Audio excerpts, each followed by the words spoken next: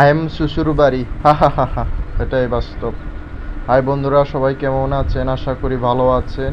এই ঈদের 6 দিন ছুটিতে আমি গ্রামে গিয়েছিলাম, মানে আসছিলাম।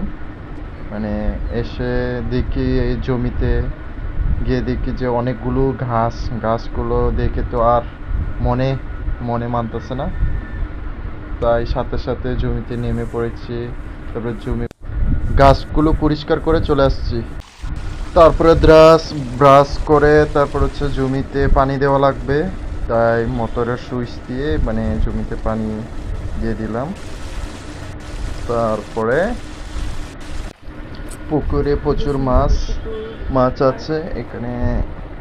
তেলাপিয়া মাছ, তারপরে রুই, কাতলা মাছ আছে।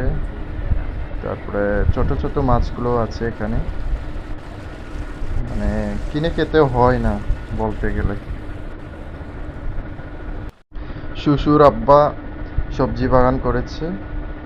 এখানে আছে পাট শাক আছে, তারপরে কি কি শাক জানি আছে, আমি অনেকগুলো শাক চিনি না। তারপরে দাতা আছে, তারপরে ভেন্ডি, এগুলো চিনি, ভেন্ডি আছে। তারপরে লাউ শাক এগুলো লাগিয়েছে। অনেক ভালো হয়েছে, মানে নিজের জন্য আর কি, খাওয়ার জন্য, বাজারজাত করার জন্য না, বিক্রি করার জন্য না। মোটামুটি ভালো হয়েছে।